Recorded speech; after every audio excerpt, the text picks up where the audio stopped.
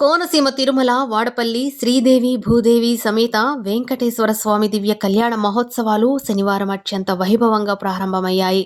ఖండవల్లి రాజేశ్వర వరప్రసాదాచార్యుల ఆధ్వర్యంలో అర్చకులు, వేద పండితులు వైఖానస ఆగమ శాస్త్రానుసారం అంకురార్పణ చేశారు. ధ్వజారోహణ చేసి సర్వదేవతలను ఆహ్వానిస్తూ ధ్వజస్తంభం వద్ద గరుడ పటాన్ని ఎగురవేశారు. ఆలయంలో ఏర్పాట్లను ఆలయ చైర్మన్ ముదునూరి వెంకటరాజు, ఈవో, దేవాదాయ శాఖ ఉప కమిషనర్ నల్లం సూర్యచక్రధర్రావు, ఆలయ కమిటీ సభ్యులు, సిబ్బంది పర్యవేక్షించారు.